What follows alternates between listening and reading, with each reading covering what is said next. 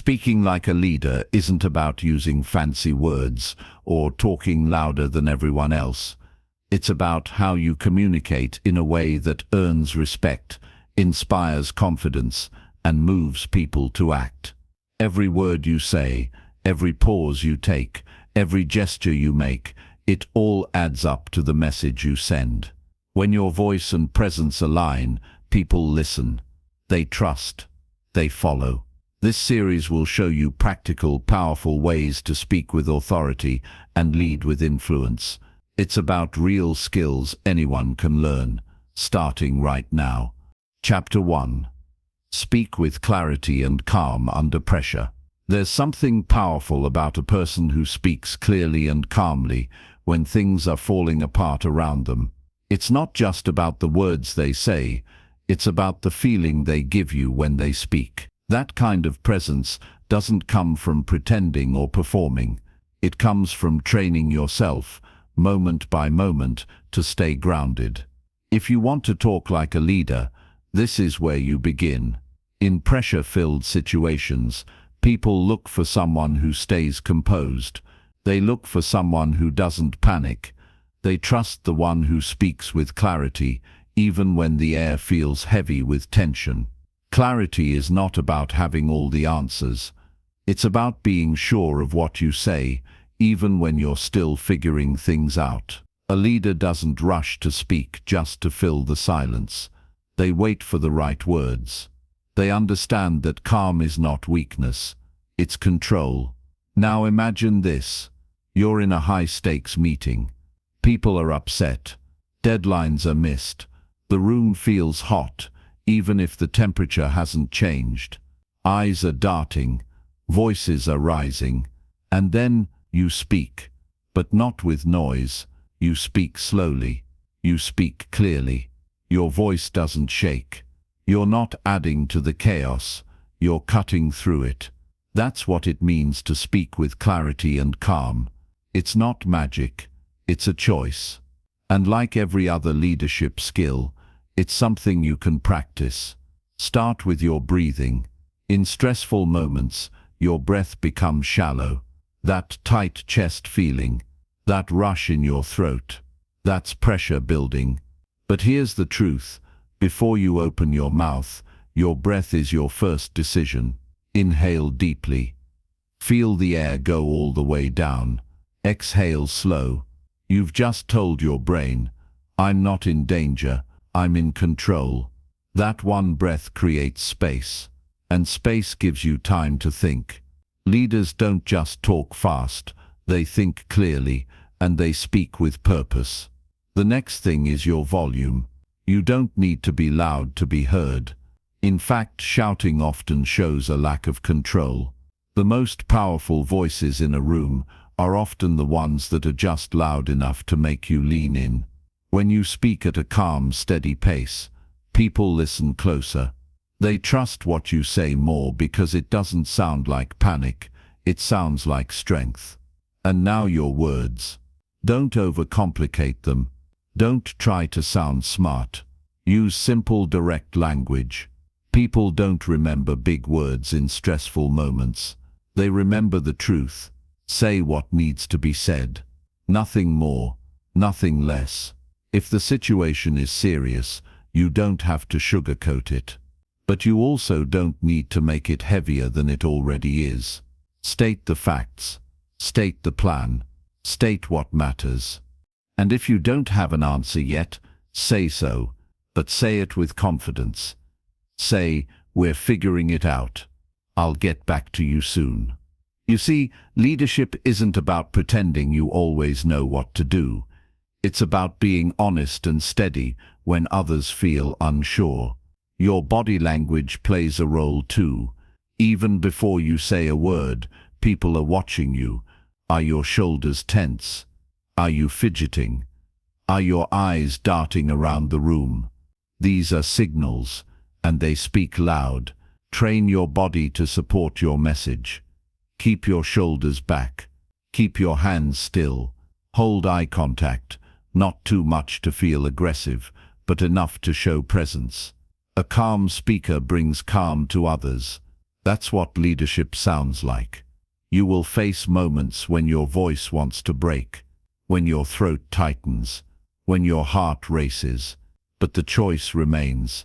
Pause, breathe, and speak slowly. Say one clear sentence, then another. That's how composure is built. Not by forcing yourself to feel calm, but by acting with discipline in moments when emotions are high. And here's what you'll notice. Every time you do this, people begin to rely on your voice. They look to you when things go wrong. Not because you're perfect, not because you always know the answer, but because you show up the same way, calm, clear, and focused. That's the kind of communication that builds trust. And trust is the foundation of leadership. Now I want you to think about this deeply. Think about the last time you were in a tough situation and didn't know what to say. Maybe your words were rushed. Maybe your voice trembled. That's okay. You're not broken. You're just learning. Growth doesn't come from getting it right all the time. It comes from trying again. It comes from doing better the next time. So the next time you feel that pressure rise, remember what you've learned here. Slow everything down. Anchor yourself with breath. Speak with words that are clear and real. Don't try to impress. Try to connect. Try to lead. Because the world doesn't need more noise. It needs voices that calm the storm. Voices that make people feel safe. Voices that give direction, even in uncertainty. And that voice can be yours. But it won't happen overnight.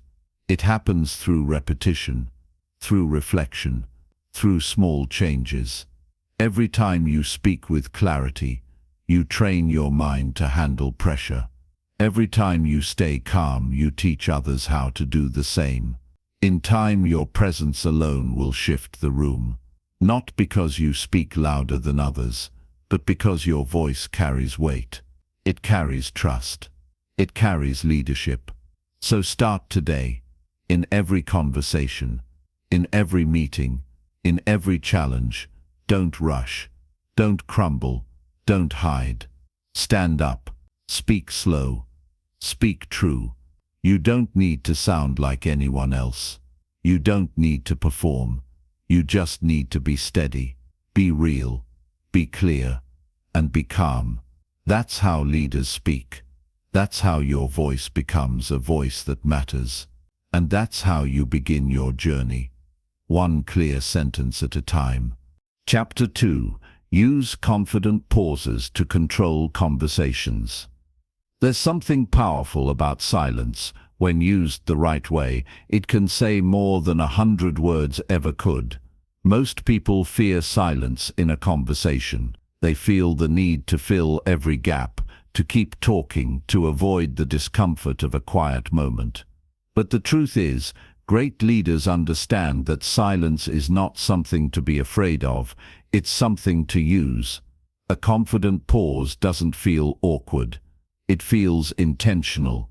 It feels strong. It gives weight to your words and space for people to hear them. And when you learn to pause with purpose, you gain control, not just of your message, but of the entire conversation. Think about the last time someone spoke to you with total presence. They weren't rushing. They weren't rambling. They made their point clearly, then they paused. You felt their words. You processed them. And without even realizing it, you leaned in. That's the effect of a confident pause. It pulls people in without saying anything. Now, this isn't about being dramatic or calculated. It's not about pausing just to sound impressive. It's about understanding how people truly listen. When you talk non-stop, your words lose impact. People stop catching the meaning behind what you're saying.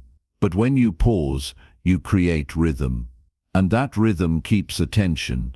Pausing shows control. It shows that you're not in a rush. You're not desperate to be heard. You believe in what you're saying, and you give people the space to understand it. In leadership, that kind of communication matters. Because people don't follow noise, they follow presence. Pauses can be used in many ways. When you're making an important point, pause right after. Let it land. Let it breathe. That space helps others absorb the meaning. It also shows that you're not just talking to talk, you're saying something that matters. You can also pause before you speak.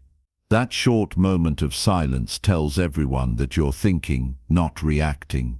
It tells them that what you're about to say is intentional, not emotional. That 1 second pause before you answer a tough question. It builds trust. It shows maturity. It shows leadership. Sometimes, a pause is the best response. When someone challenges you, when emotions are high, when the room feels tense, pause. Don't jump in right away. That silence will shift the dynamic. It'll make others stop and think. It'll make your next words carry more weight. A confident pause also gives you time. In the middle of a conversation, you don't always know what to say next. That's normal. But instead of filling the space with nervous words or repeating yourself, just pause, take a breath, think, and then continue with clarity. People often assume that great communicators always know what to say instantly. That's not true. Great communicators are just comfortable with the silence in between. If you're someone who tends to speak fast or feel rushed in conversations, this skill will change your entire presence. The moment you start using pauses intentionally, people will begin to respond differently. They'll listen more. They'll interrupt less. They'll feel your confidence. Here's how you can practice it. Start in small conversations. When someone asks you a question, don't answer immediately. Give it 2 seconds. Think. Then respond slowly. Notice how the tone of the conversation changes. Notice how they listen more closely. Try pausing after making a key point. It might feel uncomfortable at first. You might feel pressure to keep talking. But hold the silence. Just for a second, let the words settle. It's not about dragging the conversation or being overly slow. It's about balance. Your voice, your pace, and your pauses should all work together. Too many pauses, and it might sound disjointed, but the right pause at the right moment turns your message into something unforgettable. Now here's something you might not have considered. Pausing also shows respect. It shows that you're not just talking at someone. You're talking with them. You're giving them room to process, room to think. You're not forcing your words into their mind. You're allowing them to receive them. In team meetings, when you share a vision or make a decision, pause after you speak.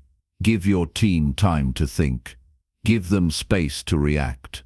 You'll find that the silence draws them in. It makes them reflect. And often it leads to better responses. In difficult conversations, pausing is essential. When tensions rise, silence can calm the situation. Instead of reacting quickly, take a short pause. Breathe. That 1 moment of stillness can prevent you from saying something you'll regret. It shows maturity. It shows strength. Even in public speaking, pausing changes everything. Many speakers rush through their material because they're nervous. But the most powerful speakers slow down. They build moments of silence into their delivery, and those moments are often the ones the audience remembers most. So if you want to talk like a leader, learn to master the pause, not as a trick, not as a performance, but as a habit, as a mindset, as a reflection of who you are and how you carry yourself. There's no need to overtalk or oversell yourself. When you speak with confidence and control, your words don't need to be many. They just need to be meaningful. And that meaning is created in the space between the words. You don't have to speak faster to be heard. You don't have to fill every second with sound. The people who make the deepest impact are often the ones who say less, but say it better. So take your time, speak with intention, and own the silence between your words. That's where leadership is found. That's where respect is earned. And that's how your voice begins to truly lead. Chapter 3. Replace filler words with strong, powerful language.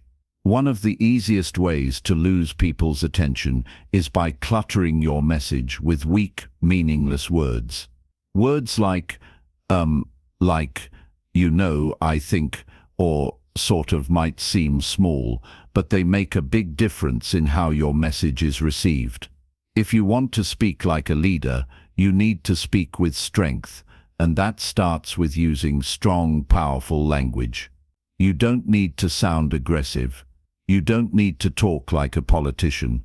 You just need to speak in a way that shows you're certain of your message. People respect clarity. They trust people who get to the point.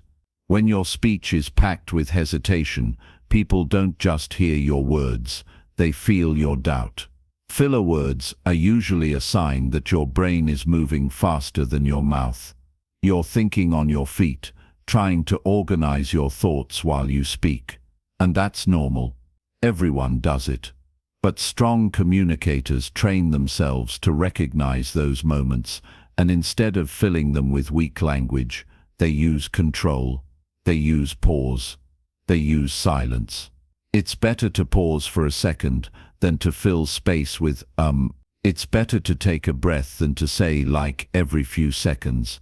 Every time you use a filler, it waters down what you're saying. It makes you sound unsure, even when your point is strong. Now imagine this.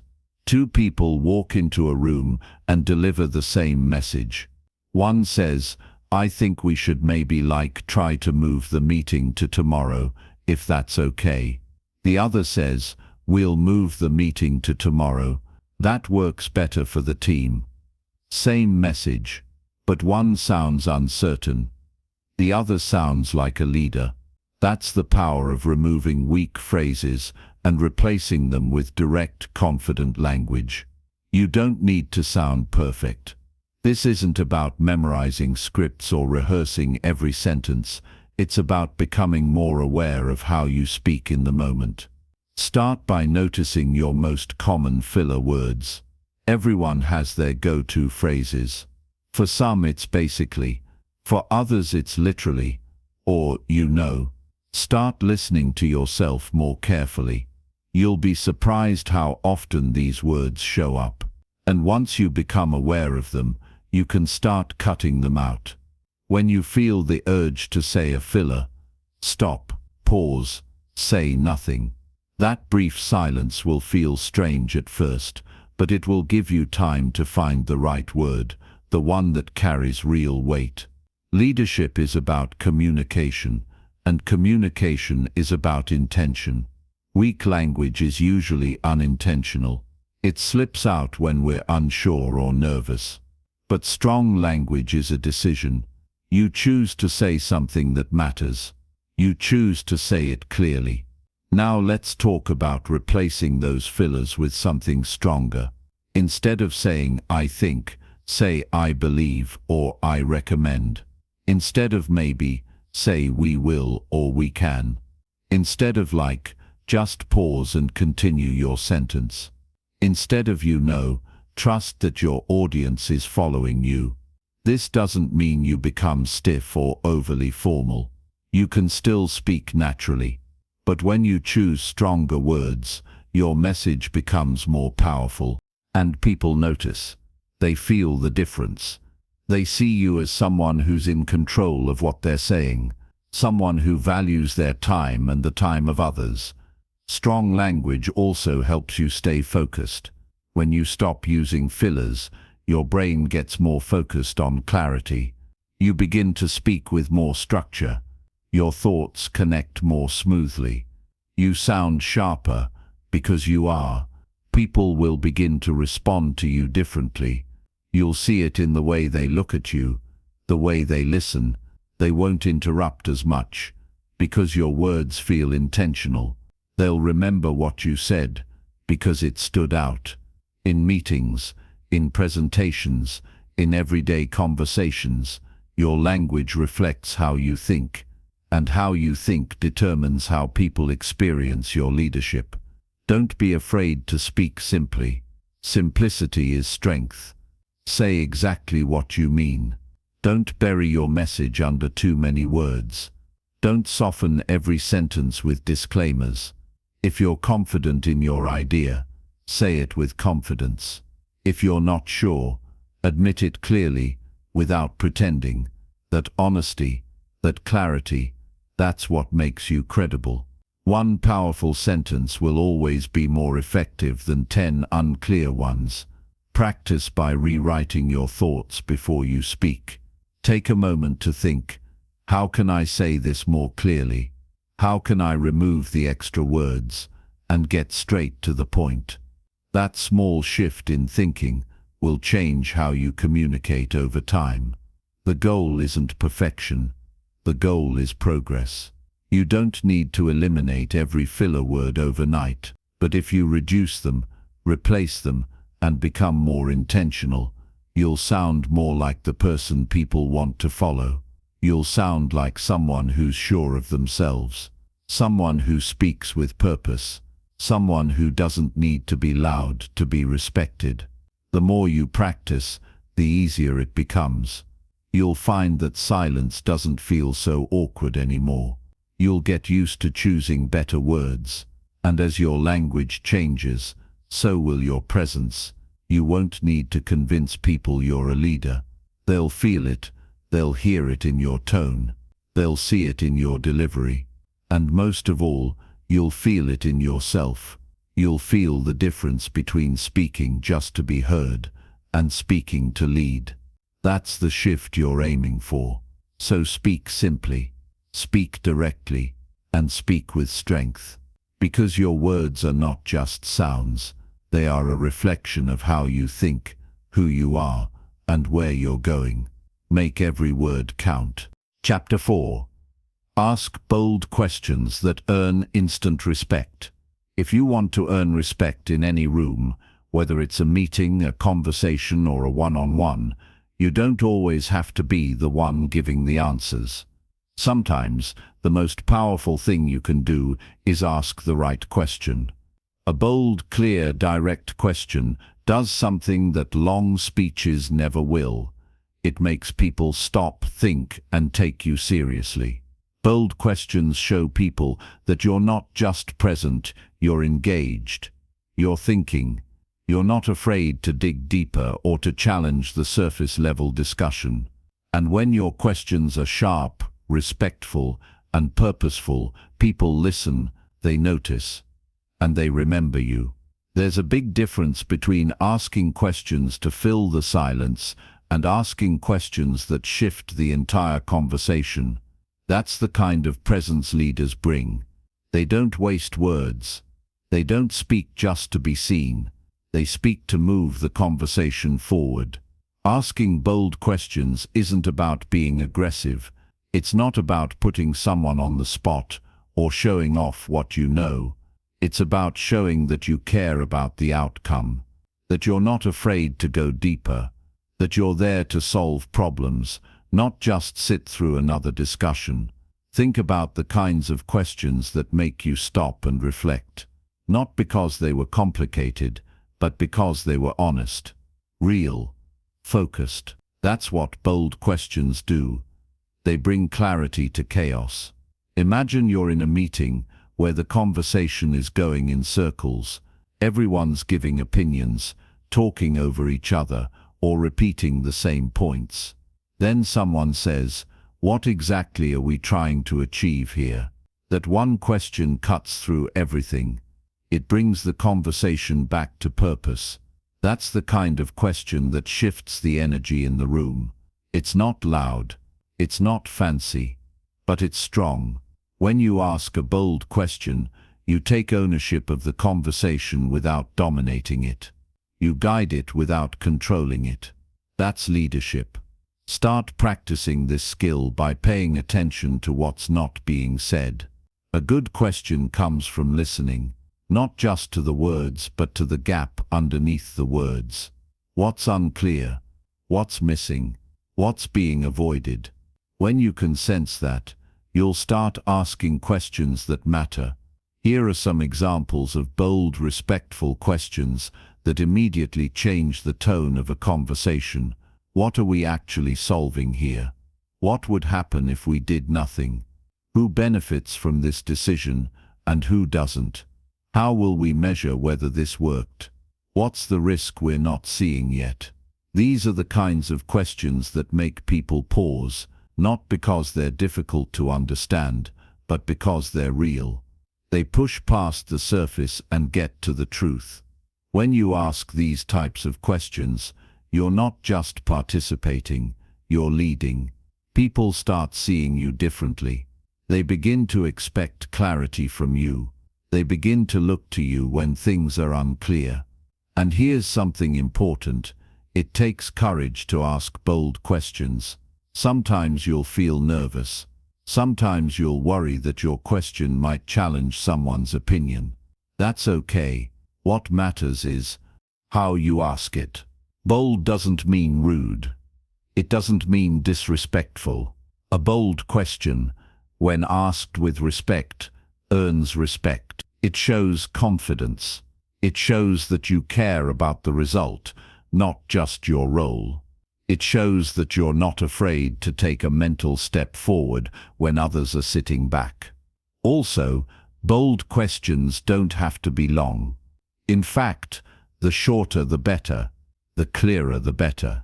Don't soften your questions with weak phrases like, "I might be wrong, but this might be a dumb question. I don't know if this matters," but cut those out. You don't need them. Ask your question directly. Your tone can be respectful without your words being uncertain. Strong leaders ask clear questions, and clear questions build credibility. In one-on-one situations, bold questions are even more powerful. Say you're mentoring someone, or giving feedback, or just having a personal conversation. Try asking, "What's holding you back right now? Are you doing this because you believe in it, or because it's expected of you? What do you really want out of this?" Questions like these show that you care. They cut through the noise.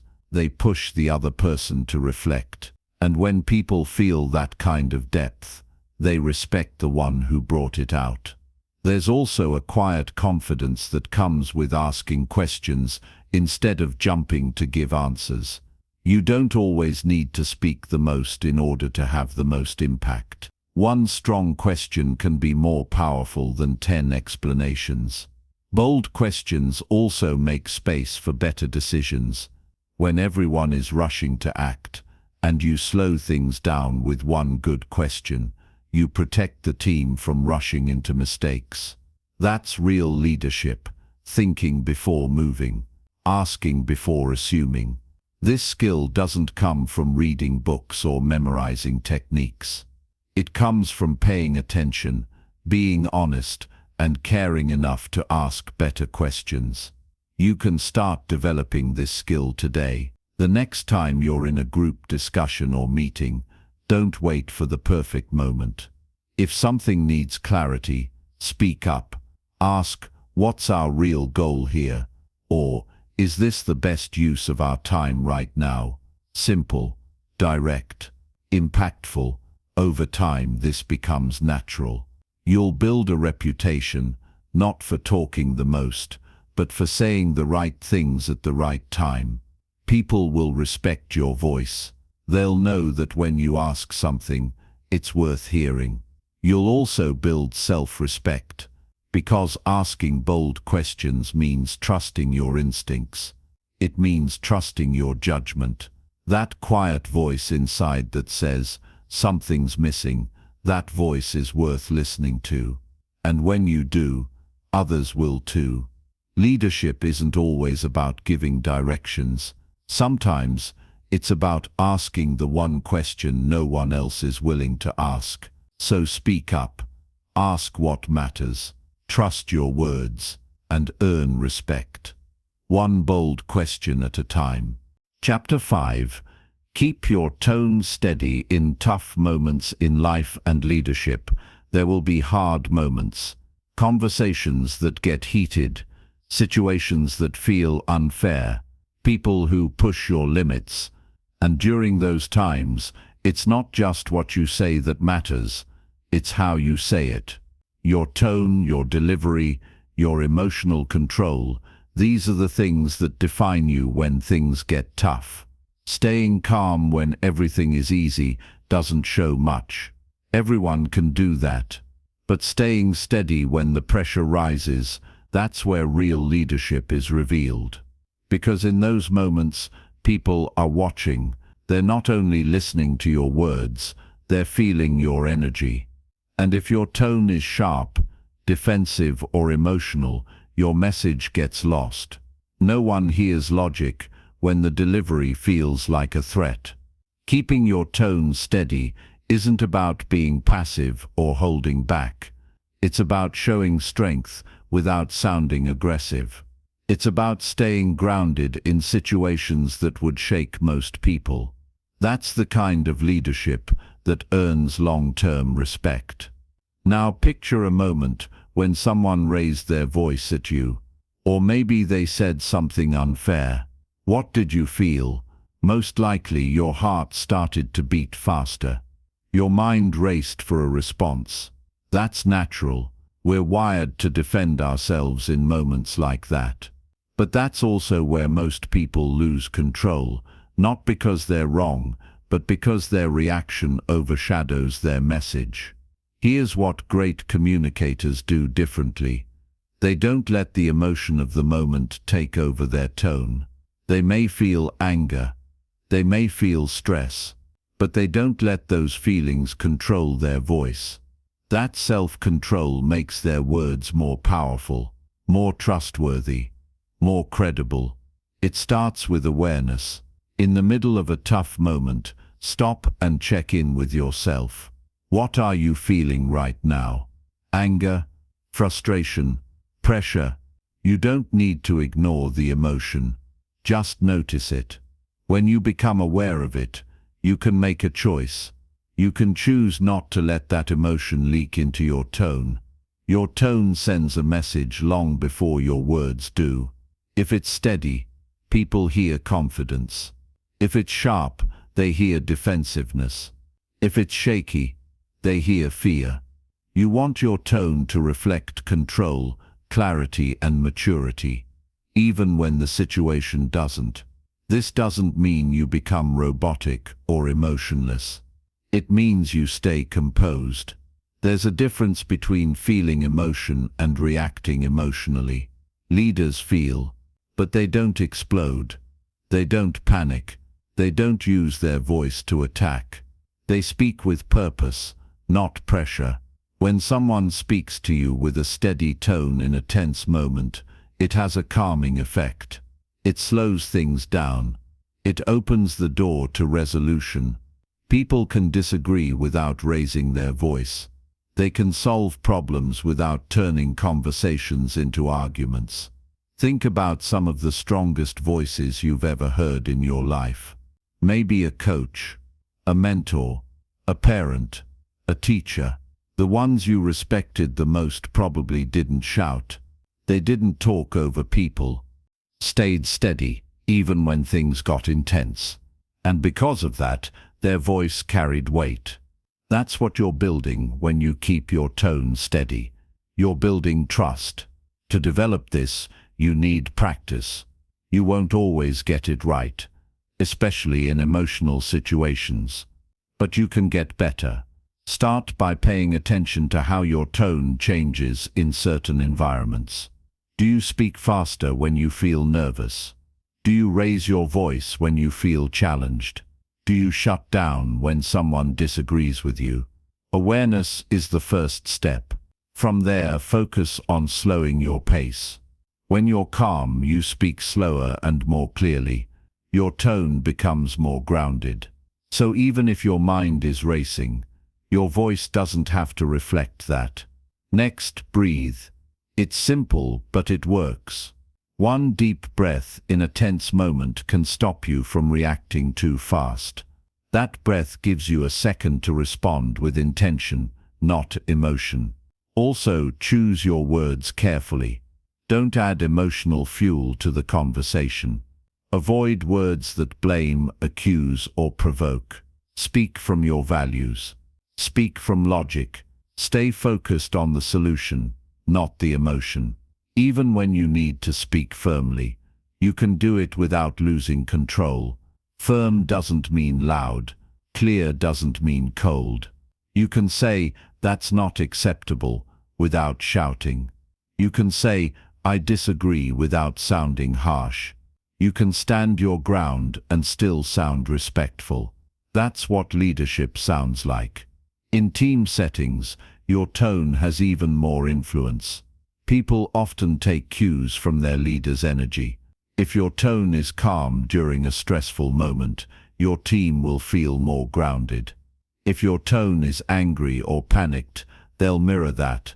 Your tone sets the emotional tone for everyone around you. That doesn't mean you always have to be the strong one. You're human too. But part of leadership is learning how to manage your energy so that others can rely on you. And your tone is a big part of that energy. There will be moments when it's hard, when your patience is tested, when things feel unfair, when people push you, and in those moments, it will be tempting to snap, to raise your voice, to fire back. But if you can hold steady, you win more than the argument. You win respect, you win influence, you win trust. You'll walk away from those conversations knowing you stayed in control. You didn't let your emotions speak for you. You let your values speak instead. And the more you do this, the more natural it becomes. It becomes part of who you are. People will start to expect that steady tone from you. They'll turn to you when things get tough. Not because you always have the answers, but because you know how to handle the moment. Your tone is part of your identity as a leader. It's not just how you say things, it's who people believe you are when you say them. Calm, strong, grounded, thoughtful. You don't need to speak louder to be taken seriously. You don't need to fight to be heard. You just need to stay steady. That's where your power is. So speak clearly, speak calmly, keep your voice level even when everything else feels shaky. That's how you lead when it matters most. That's how your voice becomes the one others trust in the storm. Chapter 6. Master Storytelling to Influence and Inspire Action. There's a reason stories have been passed down for thousands of years. Stories connect us. They make ideas real. They help people see beyond facts and figures and feel the meaning behind what's being said. If you want to talk like a leader, mastering storytelling is one of the most powerful skills you can develop. Because stories don't just inform, they inspire and move people to action. Storytelling isn't about telling fairy tales or making things up. It's about sharing real experiences that others can relate to. It's about painting a picture with words so people feel what you feel. When you tell a story well, you don't just get attention, you earn trust. You create a connection that facts alone can't build. Think about some of the best leaders you know. Chances are they don't just give orders or present cold data, they share stories. Stories about challenges they faced, mistakes they made, and lessons they learned. Those stories make their message stick. They show that the leader is human, honest, and relatable. One of the reasons stories are so effective is because they activate our emotions. When someone tells a story about overcoming struggle, your heart feels the struggle. When the story talks about hope or success, you feel inspired. This emotional connection makes people care. And when people care, they are ready to follow. To master storytelling, start with honesty. Choose stories from your own life or from real situations you've witnessed. Don't try to be perfect. Share moments where you faced difficulty or doubt. People respect vulnerability because it's real. It shows that you understand what it means to struggle and grow. Next, focus on the details. Good stories aren't just about what happened, they're about how it felt. Describe the sights, sounds, and feelings. Maybe it was the tight knot in your stomach before an important decision. Maybe it was the silence in the room after you shared bad news. Those details help your listeners experience the moment with you. Another important part of storytelling is structure. A clear beginning, middle, and end help your story flow naturally. Start by setting the scene so people know where and when it happened. Then share the challenge or problem. Finally, explain what you did and what you learned. This structure keeps people engaged and helps your message land. Don't forget the power of a strong ending. A good story leaves people with something to think about. It might be a lesson learned, a question to consider, or a call to action. The ending is where you connect the story back to the point you want to make. Stories also work best when they are simple and focused. Avoid unnecessary details that distract from the main message. Stick to what matters. The more concise and clear your story, the easier it is for others to remember and share it. When telling a story, your voice matters too. Use changes in tone, pace, and volume to keep people interested. Slow down during important parts. Pause to let key moments sink in. Speak with feeling so your listeners can hear the emotion behind the words.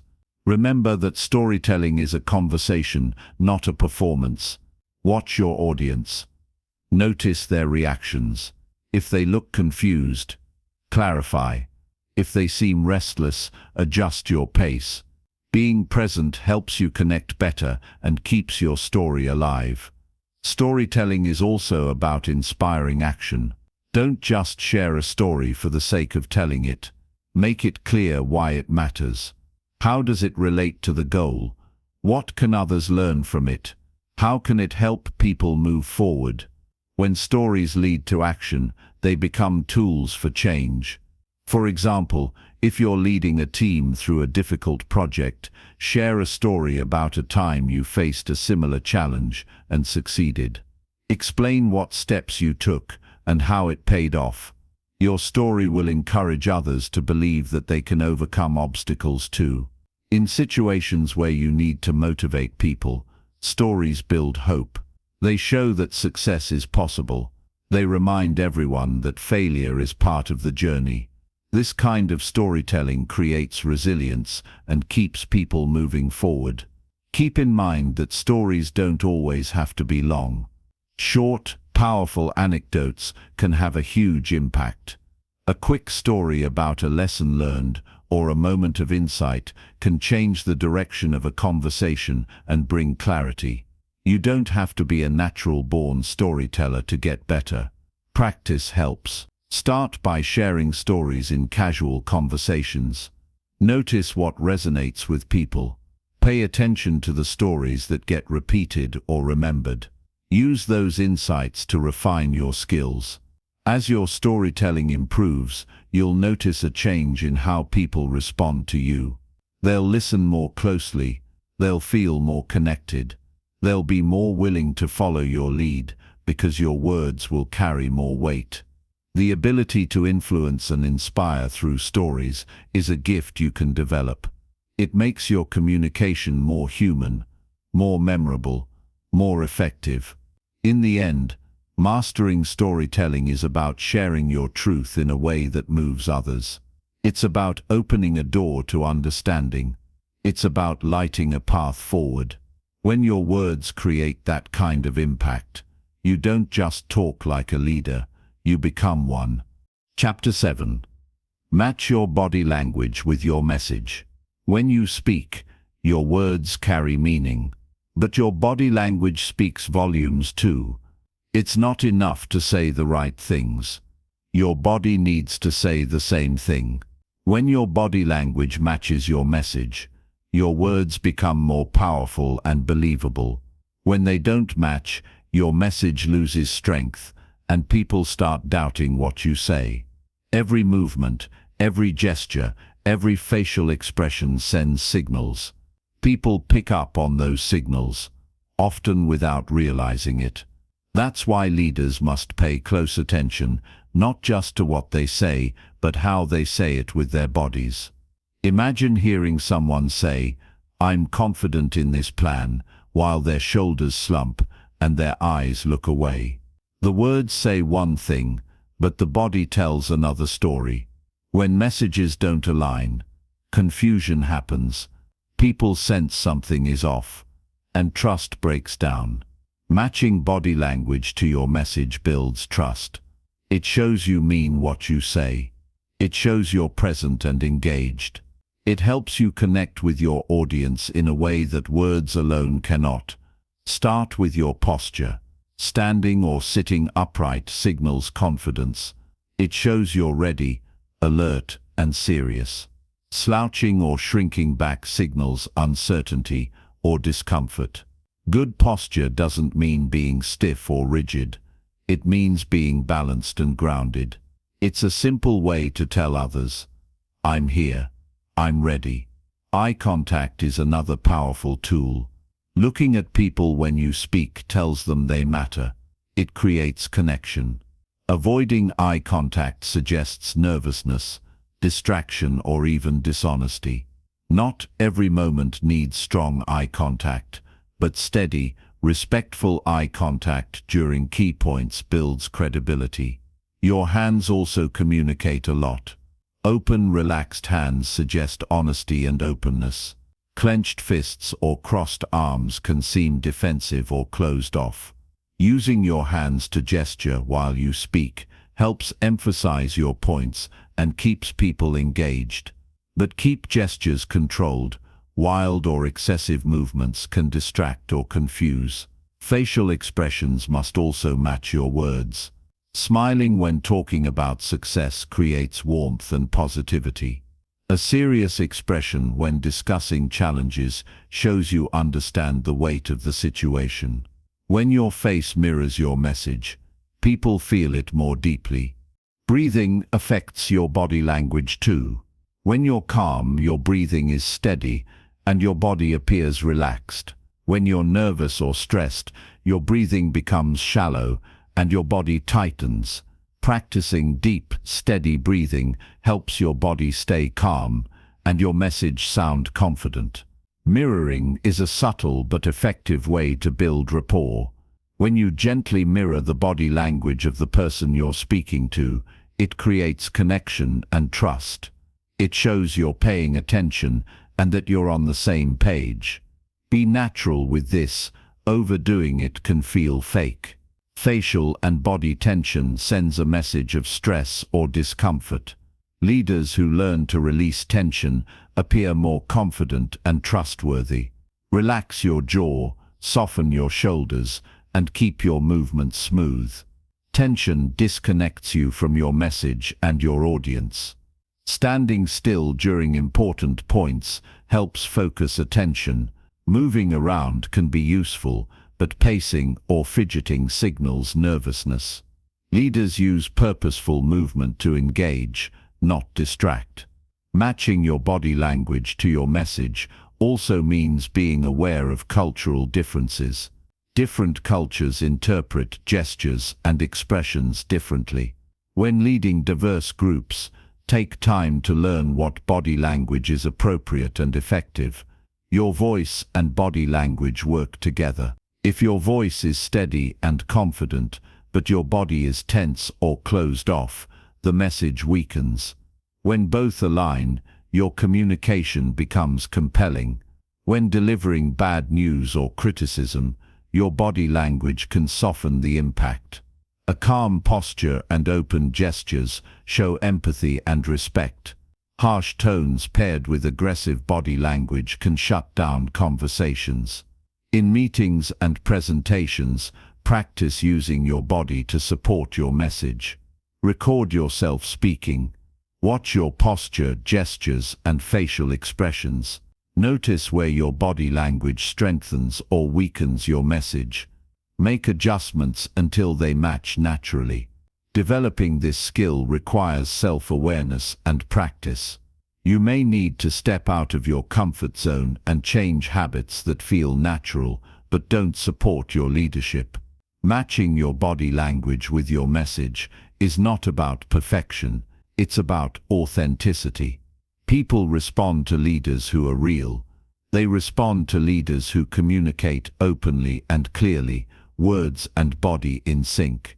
When your body and words work together, your message becomes powerful. You don't just speak like a leader, you look like one. People trust you more, follow you more, and believe in what you say. The next time you speak, pay attention to your body. Notice what it's saying. Make sure it matches your words. That simple alignment will change how people hear you and how they respond. True leadership is about connection, and connection comes when your message and your body speak as one. Chapter 8. Listen deeply before giving your opinion. Listening is one of the most powerful tools a leader has, yet it's often the most overlooked. Many people think leadership is about talking, persuading, and convincing others. But true leadership begins with listening deeply. Before offering an opinion, a solution, or advice, a leader must first understand the full picture. This requires more than just hearing words. It requires active, thoughtful listening. When someone speaks, it's easy to focus on what you want to say next. The mind races to prepare your response.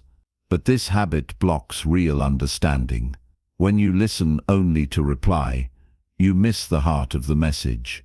You miss the emotions, the meaning behind the words, and the unspoken truths. Deep listening means giving your full attention to the speaker. It means setting aside distractions, assumptions, and judgments. It means tuning in not just to the words, but to the tone, the body language, and the energy behind those words. When you listen deeply, you connect with the person, not just their words. This connection builds trust. People feel seen and heard. They feel respected. And when people feel respected, they are more open, honest, and willing to engage. They will listen to you in return. This is the foundation of influence. Listening deeply also helps you gather valuable information. You understand the real problem, the concerns, and the motivations behind what's being said. This understanding allows you to respond thoughtfully and effectively. Your opinion carries weight because it is informed, not rushed. Rushing to give your opinion too soon can damage relationships and cloud judgment. It can make people feel dismissed or ignored. It can shut down dialogue before it even starts. A leader who listens first creates space for others to express themselves fully. That space is where solutions emerge. Practice listening without interrupting. Even when you strongly disagree or feel the urge to jump in, hold back. Allow the speaker to finish. Resist the temptation to fill silence. Pausing after they speak shows you are absorbing what they said. It invites them to share more. Listening deeply also means asking clarifying questions. When something isn't clear, ask in a gentle, curious way. Can you explain that more? Or what do you mean by that? These questions show you care and want to understand fully. They also prevent misunderstandings. Pay attention to non-verbal cues. Sometimes what's left unsaid is just as important as what is said. A quiet tone, a hesitated word, or a nervous glance can reveal doubt or concern. Recognizing these signals helps you respond with empathy. Empathy is key to effective listening. It means putting yourself in the other person's shoes and seeing the situation from their perspective. When you respond from empathy, your words resonate deeper. People know you're not just listening to respond. you're listening to understand. Once you've truly listened and understood, your opinion will be more powerful. It will be thoughtful and relevant. People will recognize that your perspective comes from care and insight, not from ego or haste. Leaders who listen deeply often find that their role shifts from problem solver to facilitator. Instead of telling others what to do, they guide the conversation to uncover answers together. This creates ownership and motivation in the group. Listening deeply also teaches patience. In a world that values speed, slowing down to fully listen is a rare and valuable skill. It allows complex issues to be unpacked and understood before decisions are made.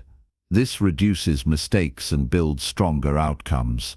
In difficult conversations, deep listening is especially important. When emotions run high, people want to be heard more than anything else. Your calm, attentive presence can de-escalate tension and open the door for honest dialogue. Listening deeply does not mean you agree with everything you hear. It means you respect the speaker's right to express their views. It means you honor the process of understanding before judgment. This habit builds respect. People respect those who respect them. When you listen first, you show humility. You show that leadership is about service, not power. Building deep listening skills requires practice and self-awareness. Notice when your mind drifts or when you start planning your response. Bring your focus back gently to the speaker. Show engagement through nodding, eye contact, and brief verbal acknowledgements like "I see." That makes sense. Avoid distractions during conversations. Put away phones, close your laptop, and create a space where both you and the speaker can focus. Listening deeply transforms communication from a one-way transmission into a shared experience. It turns conversations into opportunities for connection, growth, and collaboration. When your opinions come after deep listening, they become bridges, not barriers. They invite dialogue instead of shutting it down. They inspire action instead of resistance. Leadership is not about being the loudest voice in the room. It's about being the clearest, the most thoughtful, and the most respectful. And all of that begins with listening deeply. Your voice matters most when it follows a genuine, attentive ear. Chapter 9. Command attention without raising your voice. True leadership is not measured by how loud you can speak, but by how effectively you can command attention and respect with calm confidence. Raising your voice might grab ears temporarily, but it rarely earns genuine respect or lasting influence. The strongest leaders know how to draw people in with presence, tone, and intention without ever needing to shout. Commanding attention quietly is an art, and it starts with understanding the power of your voice. Your voice is one of the most important tools for communication. It carries your message, emotions, and intent. But when you raise your voice, you risk triggering defensiveness or shutting people down. People naturally resist being yelled at, even if the message is important. Instead, learn to speak in a way that naturally draws people toward you, that begins with control. A steady, measured tone communicates confidence and clarity. It tells people you're in command, not because you're trying to overpower them, but because you're sure of what you're saying. Think about the most memorable voices you've heard. They are not usually the loudest. Instead, they have a calm strength. They vary their pitch and pace. They use pauses strategically. This controlled rhythm creates focus. It makes listeners lean in, not tune out. To command attention, focus on volume, but more importantly, on tone and pace.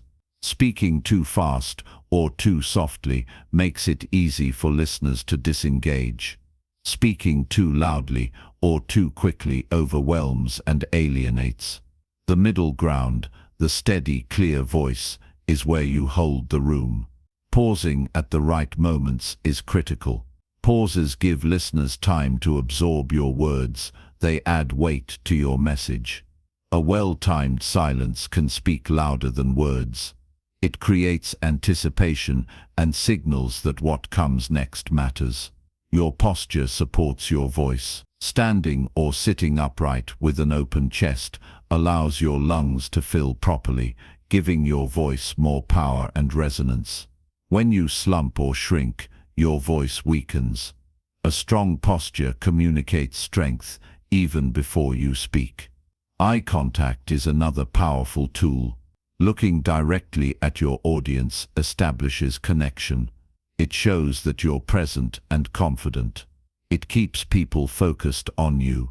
Avoiding eye contact or looking around too much signals uncertainty or distraction. Body language should complement your words.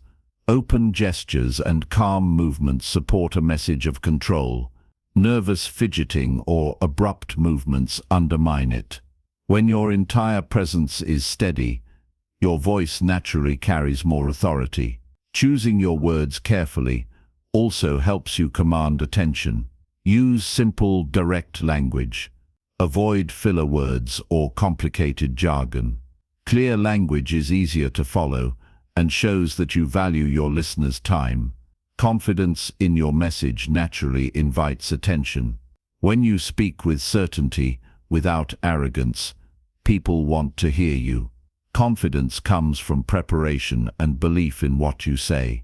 The more you know your topic and understand your audience, the easier it is to speak calmly and command respect. Another way to command attention is through storytelling. Stories naturally engage listeners.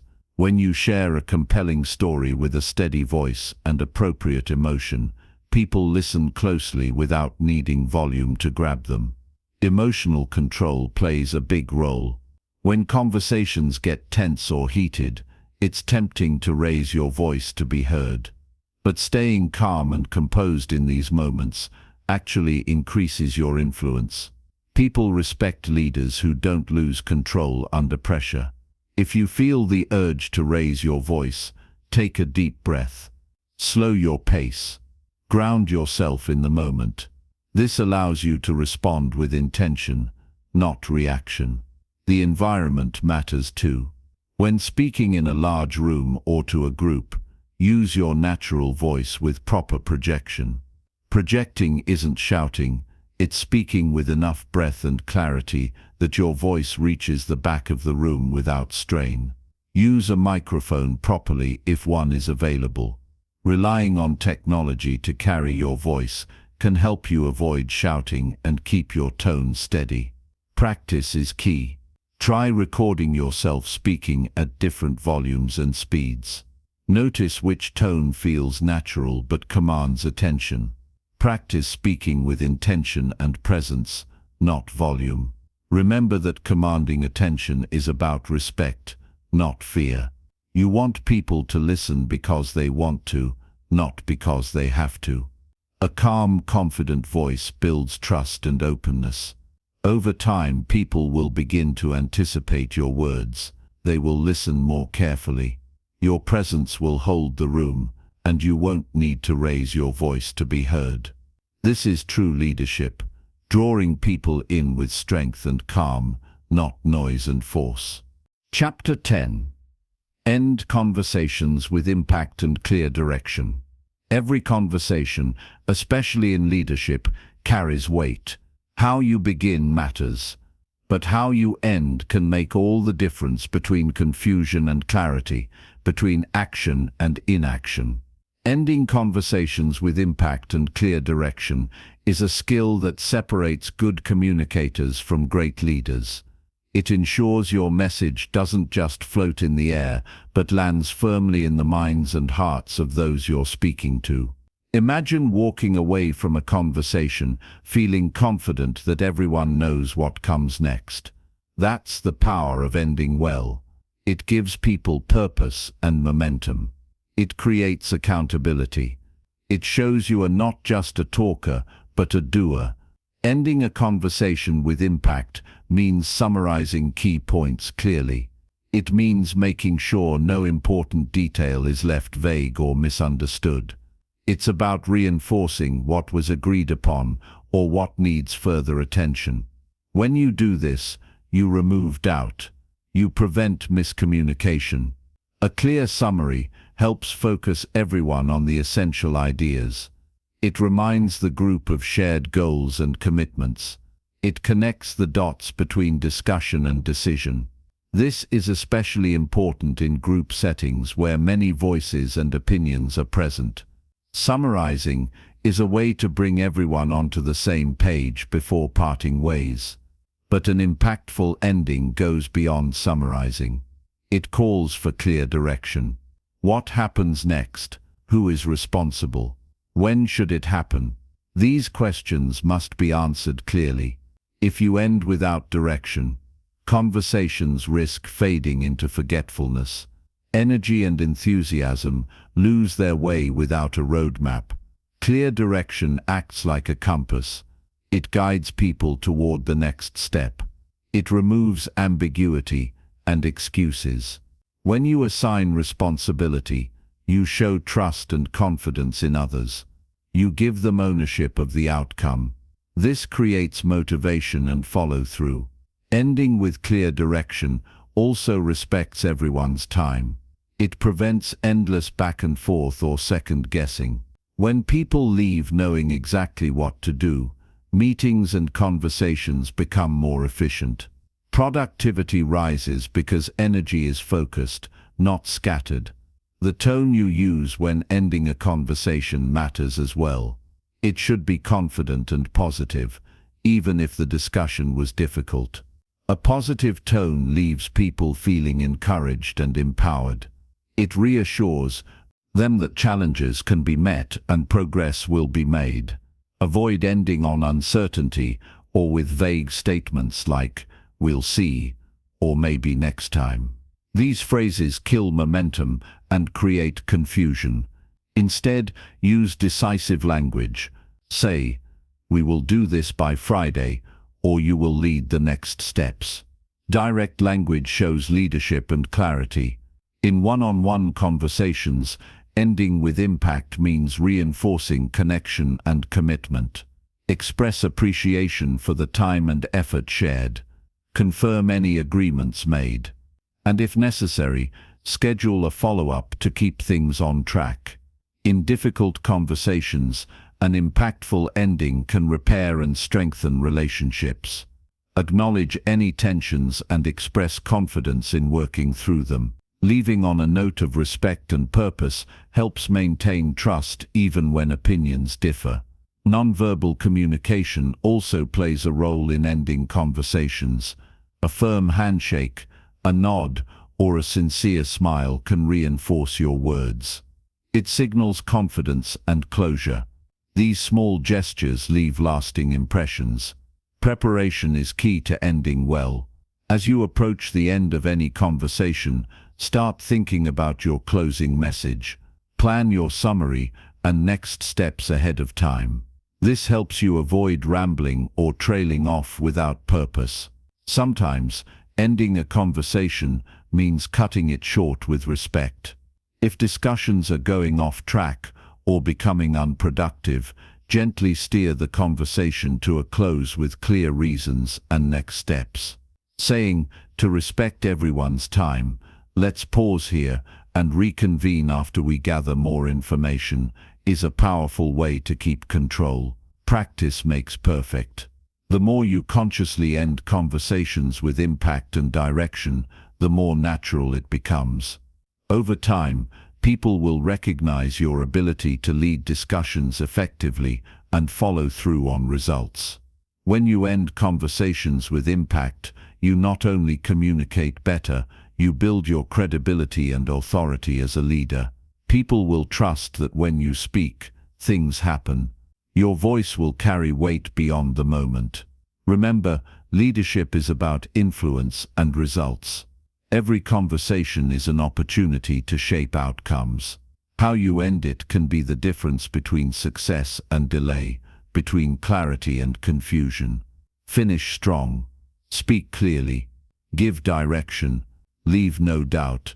That is how leaders turn conversations into action.